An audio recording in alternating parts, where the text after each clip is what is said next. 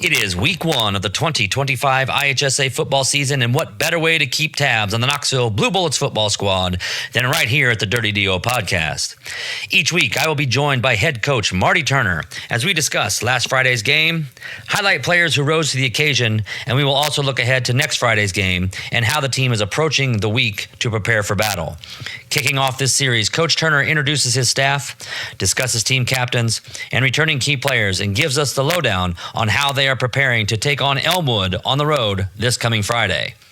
Tune in to the Dirty DO podcast each week and support the 2025 Knoxville football team all season long. Here is week one, Elmwood.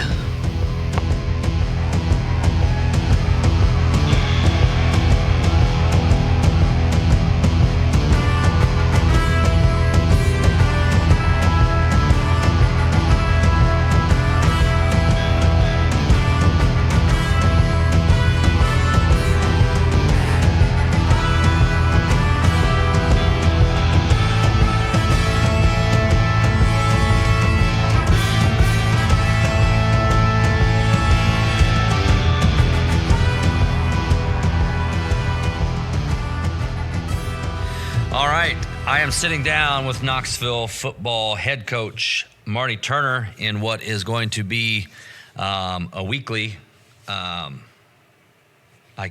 snippet of the preview of football of the upcoming week. And then after we get a game under our belt, what to take away from the last week's game. So, Coach Turner, thank you for joining me and sitting down. Yeah, thanks. Appreciate the coverage. We kind of live in a media dead zone, so we're glad to get any coverage for our guys that we can. Hey, if this reaches the 9 people, it reaches. But I think it'll be a big thing. I've told people about it. They're looking forward to it. So real quick, obviously there's no game to talk about from last week, but we did meet the Bullets. And just real quick, have you introduce your staff and what their roles, like what roles they're playing, or if they have specific roles? I got Coach Hubbard back helping me out with the O-line, D-line, which is huge, getting him around the guys and whatnot. There'll be some stuff that he can't be at, but that's why he's volunteering, because he knew he couldn't be at everything, but any part we can get him, that's huge. And then Tyson Brock will be working with the O-line, D-line at the JV level, and kind of helping Coach Hubbard out. And then Briar Flesher working with the quarterbacks and defensive backs. Case Hennepin's working with the fullbacks and linebackers. Chris Stearns working with linebackers and tight ends. And then Jimmy Upson's working some defensive stuff at the JV, or offense. He's working with the offense at the JV level and defensive backs. And Daniil Waters is the JV head coach, working with the calling the defense at the JV level and working with the offensive line. Yeah, so one thing about the staff, for those that don't, most of you are going to know those names, but it's a very youthful staff, very young staff. Yeah, very young. It was huge getting Coach Hubbard and Coach Stearns to stick around. Other than that, your your most experienced guy would be Daniil Breyer, who has 3 years under their belt. Right, helping out. This will be year 3 of Daniil helping out. And one of the cool things I think about the staff is every single one of them was a former Knoxville football player. Yeah, absolutely. So, they've been in the shoes of these kids and know what it's like. It's everybody has to start somewhere, but I think the group of guys you have is a good group that's still, they were good students, good learners, they absorbed, so they're going to absorb now in their leadership role, which I think will be good for the athletes. So moving on to the players. So meeting the Blue Bullets. Who's leading the way, team captains this year? Team captains are Caleb Sechrist, Nick Flacco, and Brady Agan, all offensive linemen. Brady plays linebacker, and the other two play defensive line too. We switched some things up on the captain's role, and they applied for it and got the job, and they've been doing a nice job. And their role, there's things they're learning as they're going, and there's things that they're taking on their shoulders and doing a nice job with. Yeah. So like I said, meet the Bullets the other night. It's really hard these days to, as a spectator, to get anything out of it. It's more of a crap. It's not like it used to be. Not a game like Galesburg brings over Monmouth. We can't do that. Or could, but risky. To be honest with that, I would do it if they would allow it the Friday before to do like a joint practice scrimmage, 2 weeks from your first game, have your normal meet the bullets where it's a glorified practice. But 1 week out, I just don't want to get somebody banged up. So offensively, who are we looking at? Who are some key returners you have on the offensive side of the ball? Well, I think, everything starts up front. You get I got 3 seniors coming back that started a lot of games last year at Caleb Sechrist at left tackle, and Brady Egan's playing guard, and Daniel Huddleston's playing the other guard, working on a few young guys trying to earn spots at the other spots. And then Tyshawn Polans has been doing a nice job at tight end. Ethan Drobosevich came back out, and he's doing a good job at tight end. And Colton Herring, same boat. Those Colton and Ethan didn't play last year, and decided to come back out, and they've been at everything. They've been doing a nice job, and it's nice to get those guys back out as seniors. And then got strong backs. We got some big physical backs. Bryden Walters, Easton Hirschbarger's a junior that played as a sophomore all year last year, and Tanner McGarry, and then Bradley Cummings back at quarterback. So a lot of people have been asking, like, you got to be young this year, and we're not really young. Right. We got a lot of seniors. We got like 12 seniors out. So. Our junior and sophomore classes, numbers-wise, are low. So in the future, we might be a little younger than what he'd like to be. But long-term, there's good numbers at every level below the freshman and down. So, offensively, as far as, like, backfields go, if you're looking at just, physical capability, I think there's a lot of speed and a lot of strength behind the center. That goes from Bradley, all of them. Yeah, that's Coach Hubbard and I were talking, early last week, and just their weight room strength and their numbers when we ran 40s were up there with some of his best teams he's ever coached. Yeah. Now we got to get the guys to figure out how to carry that weight room strength and that speed over to the field. Yeah. And then really be dynamic. But yeah, we got 3 backs. There's times we can have 3 backs out there over 185 pounds that all run under 5 flat, Yeah, that's not a bad problem to have. You have a center yet?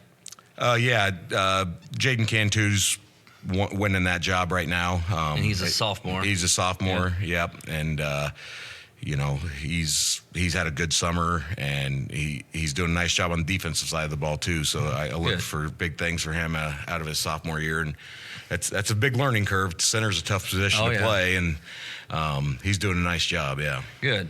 Now defensively, I guess same questions. Main returners, key players. I think the players are said the same. I think you've done some shifting around on where they're at, and you got some young guys maybe playing the backs or the corners, I think. Yeah. Up front, I guess returner-wise, Brady Egan's will be 3-year starting linebacker for us. And then Easton Hirschbarger started on defense last year for us. We're kind of moving him around from the role he was in last year, getting him in a position he's more comfortable with at true stand-up linebacker. And then Bryden Walters played a lot of D-line for us last year, Caleb Sechrist.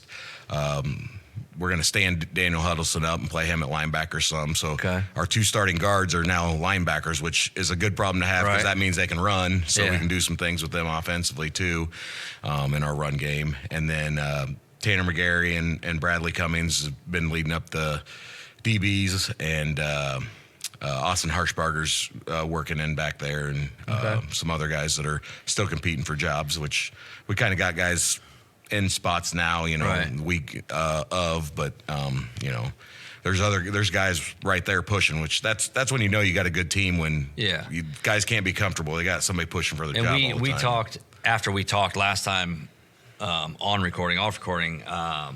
Austin Locke had a good summer. Yeah, and he was looking to get in there. Yeah, he'll have some role at the varsity level.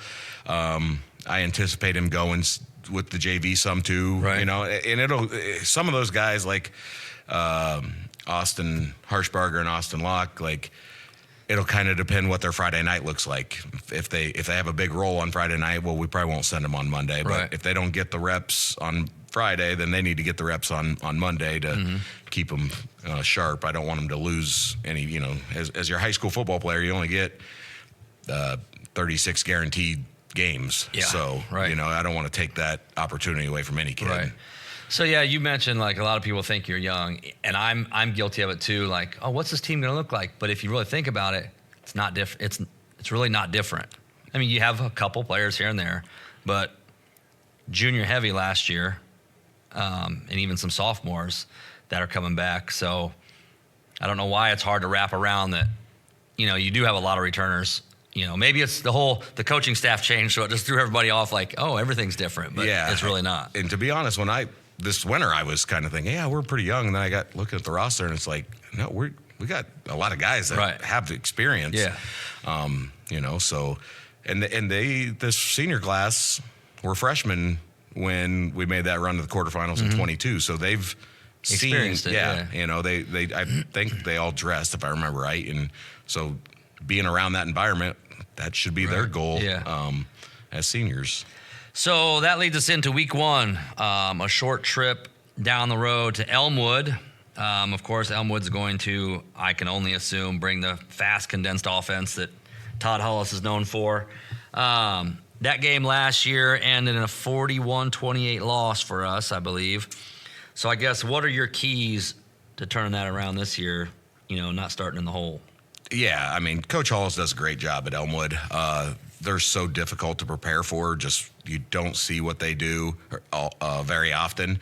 They're a 3-back system, but that foot-to-foot split and rugby scrum type plays, it's difficult. So I love that we play in week one because that gives us kind of all summer to work some of that in, and then we still got to work playing spread teams in the summer too. But it gives us a longer period of time to prep for something that we don't see week in and week out. Where say we played them week 6 or 7, then you got 4 days to prep for that. Right. And that's a tough thing to do. Yeah. So that was the lead me. Like it's probably hard at practice to emulate what Elmwood does because, I mean, you have to have a whole system to do it. So it's hard to put a practice offense squad out there that can do it. Yeah. So, I mean, you just got to do your best. Do you try to emulate it at practice? Do you, Yeah, we simulate it to the best we can. What we really work on is the read keys for the defense. The stuff inside with the D linemen, we go about 6-8 reps live where those D linemen are taking on that scrum and trying to create piles and stuff. But we just don't want to do a 15-minute segment of our O-line, D-line laying on top of each other, right? And get somebody banged up. But you have to simulate it too, so they're prepped for it. So it's tough. But we harp on our linebackers and DBs, getting their reads in on some things we key on in their offense. Yeah, so that's always wondering, like, if you ever faced a team that runs a true spread, that'd be hard to practice against. But this is the opposite of that. It's just a quick, fast-paced, like bang, bang, bang offense. It messes with people watching that definitely don't know the game. It's like what, like we get confused. So I would assume it'd be hard to prepare for. Yeah, I mean, how the game's changed so much with the spread stuff. It's teams like Elmwood, us that are under center, 3 backs. Like, it's tough for other teams to simulate what we do because I guess I never thought of it that way. Kids don't see that on TV. Like our kids at least watch a college football game or an NFL game and they're seeing spread stuff, concepts. Right. So they're like, they can simulate that better than those spread teams that are trying to simulate us that haven't seen that stuff since the early 2000s. That's a good point. I never thought like the game has changed. We might talking about the youthful coaching staff. I guess, do you think in a situation like Elmwood, who is so unique, you have a benefit because these kids haven't been off the field too long. So they went up against this offense 6-7 years ago. Do you think that helps, like, get to the kids, like, hey, this is what they're going to do? You know what I mean? Yeah, because, I guess they understand how difficult it is to defend them. A lot of people think, well, everyone's so tight there, that's easy to defend. Well, it's not, because what Elmwood's looking for is they're looking for somebody they can pick on physically or mentally. The dudes that getting wore out, and they're going to pick on that guy over and over again. And it's tough to it's like a car crash every play, because everything's right there in the phone booth and tight, and so they get that physicality because I've been in those games with them, and I've got it set up so everyone kind of has a role, not just against Elmwood, but on every Friday night. Like Coach Upson and Coach Waters are each watching a halfback, and Case is watching our fullback. Coach Hubbard's watching the O-line. Coach Stearns is watching the tight ends. And I've told him, like, I'm not going to be able to see what our guys do until I watch film on Saturday. Right. I have to watch what Elmwood's doing and attack Elmwood, both offensively and defensively. If these guys are messing up, I need my coaches to fix it on Friday night. Right. Because if I'm watching our guys, I can't see how they're defending us or what they're trying to run on offense. Right. So I got to have a lot of help from the staff, and I'm fully confident in it. And pretty much each guy has almost a personal coach watching me each play to correct those mistakes live. Good. So I guess when we talked about coaches, I know you're the head coach, but are you a head coach? Are you calling your own offense? You calling your own defense? Yeah. Is that too much to ask on? You know what I mean? Like, no, that's not too much to ask. Yeah, I'm actually going to call everything. I'm going to call offense, defense, special teams, which isn't ideal, but I've done it before. My years at JV coach at Galesburg, there was times that I went to JV games and I was the only coach. Right. So, I had to coach guys up, offensive line, defensive line, running backs, call offense, defense, special teams. So not the same being in a JV game compared to a varsity game, but the biggest difference is I got guys that will help me. Like, I'll be calling the offense per se, but Coach Hubbard tells me to run something, like we're running that play, if guys see something. And I told the young coaches, like, if you see something, tell me. Doesn't mean I'll use it. Doesn't mean I won't. And don't get offended if I don't use it. Right. I want you to give me those ideas. Don't stop if I don't use something right away. Yeah. But don't be afraid to give your opinion on things. Right.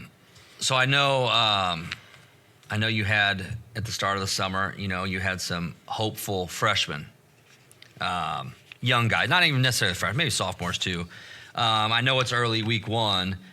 Do you foresee maybe any of those guys getting a shot to contribute on Friday yet, or you still, got to let them get their feet wet a little bit? Yeah, I mean, there's two freshmen right now, and James Long and Lucas Herring that are they're ready, and I mean they're freshmen, they're young, right. They're going to make mistakes, but they've done what they've needed to do to be a contributor now, whether that be starting or a backup, or both, they both play offense and defense. So, I envision them getting a lot of reps, on Friday nights for us. They've matched the varsity guys' physicality. Right. We had that joint practice with Monmouth Roseville and United, and they looked okay. There's things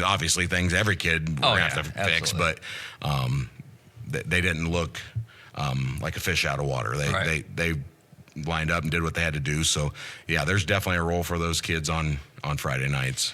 So looking ahead, I guess, what's your keys to this Friday? Like, what has to go correctly? What job you guys have to do? What's your main, you know what I mean? Yeah, Coach Hubbard and I have talked about it. Week one's typically won on the team that doesn't lose the game. Right. Take care of the football, execute, and don't beat yourself. And you can win a lot of games week one just on that. You can win any week with that, but we've got to be able to take care of the football, keep it off the ground, and then match them physicality-wise. If we can't match them physicality-wise, we'll be in for a long night. But like we talked about at the beginning, like our guys in the weight room have put in the work. They got the physical strength, and they've done a great job with all their stuff, install-wise, offense and defense, mentally. Like they know what they're doing. Now we just got to get them playing fast and cutting loose. So we gotta take care of the ball, match their physicality, and then win the line of scrimmage, and then we'll see. I think it's going to be a 4-quarter game for sure. It's be a fast game with both teams running it. I mean, as we said, we're starting on the road. Elmwood's 20 minutes away. Not a big town, but a big crowd because it's so close. Knoxville goes. it can be a tough place to play. I think it's a good football setting. So hopefully the kids, the older kids are used to it. But that first game being away, plus the first game jitters, anyways. Yeah. Hopefully it all comes out. I guess conference-wise, so our conference is ever changing. It seems like big side, small side. I guess what teams are on our side of the conference? Like who conference games? Who we playing this year? Yeah, it's the same as it's been the last. I can't remember when we switched to this big school, small school. This is the last year of that big school, small school with the Prairie Land and LTC. But let's see, on the big side, it's us, Farmington, Elmwood, West Hancock, Illini West, Bureau Valley. Oh, I forgot about Bureau Valley. Macomb. And then we have two you go up north. We go up north to Ottawa Marquette for a non-conference game, and then we have a crossover with the small side week 9 in Stark County. Oh, it is? Yeah. God, I didn't realize we played Stark. Yeah, Stark County week 9. Yeah, and that's a home game. That'll be our senior night game. Yeah. And that's talking to people here this week. It's weird. We have one game at home from now till October 3rd. Yeah, Rick and I talked about this morning, like, man, we're going to be like into the season before we're home. Yeah. It's going to be like, I know it's only 3 weeks away, but that's a third of the season done, until we get home. Yeah, and the nice thing is 4 of those 5 of the 4 road trips at the beginning, 3 of them are pretty close. Right. We got Elmwood, Lewiston, and Farmington, and then we do have one long one down to Hamilton, West Hancock, right, week 4. So at least they're not hour-and-a-half trips back to back and things like that. So last year's campaign finished at 2-7. Is that right? Yep. It sounds like it really sounds like, I don't even know how to describe it. This is an underestimated squad you're bringing back. Like we talked about, you guys are going to be young. It's not. Yeah. You got a lot of experience out there. I don't know how the conference is going to shape out. You never do. Obviously, Farmington's going to have their act together. The other teams, who knows? But I think you guys are set up well to start climbing up out of that so-called hole we were in last year. Yeah, I agree 100%. And I keep harping on the kids. We got to get that chip back on our shoulder. Like we kind of lost that edge a little bit last year, right, where we didn't just. I felt like last year sometimes we just showed up and like teams are supposed to fear us and back down to us because we're Knoxville. Like no, right, they want a piece of you. Like, and especially hard last year, late in the season, it probably got the kids' morale was probably. I mean, once you only getting 9 games this year, it's probably you just start. But I think there's actually a little bit of a buzz back. You always concerned coming off of a season like that. Is there going to be a buzz at all? Right. But I think there is, and like I said, I think a lot of people don't realize it's not a new team coming. It's a lot of the same guys who have been there. And don't look at the same guys that won 2 games. Yeah, they did, but now they know what they're coming into. They know what they're facing. Mm-hmm. And they have had that experience of getting it handed to them, right, and don't like that taste in their mouth, right. So, I got high expectations for us, which I should as a head coach, right, and that's what I keep telling the guys. Those people that are doubting you, like use that as motivation. Whether it's people in the media or people in another town or people in your own town. Like nothing like walking into the gas station and seeing a guy that says, you guys are going to struggle this year. And then you start winning some games and then, that's the nice thing to be able to rub in their face a little bit. Yeah. And I mean, before you know it, we're going to be having our 9th meeting. Season's going to be winding down. So from that very first kick, hopefully they get after it. Like I said, we're going to do our best to do this, every Sunday or, every in between games, at least somehow. This week, obviously a little shorter. There's no old game to talk about, but I appreciate you meet me down here to discuss this. I think it'll be good for the kids, good for your program, good for the school. Like you said, having, Even if it's small publicity, the publicity and yeah, getting absolutely. it out there. I'm a firm believer, and getting the information out there, let people know, and get the kids recognized for the hard work, because football is hard. Like that Tom Brady meme that goes around, like he recommends that every kid should play football for the sole reason is it's hard. Yeah. So the kids deserve the recognition. Obviously, you get more of it when you get wins. Like everyone wants to get behind a winner, Right. So. Yeah. Well, so next week we'll be back discussing how Elmwood went and what to look forward to for the next week. We'll highlight some key players who, for lack of a better term, stood out this coming Friday. And I wish you and your team and your staff luck, and we'll all be there hoping for the win. All right. Thanks a lot. We'll see you next weekend. All right. Appreciate it.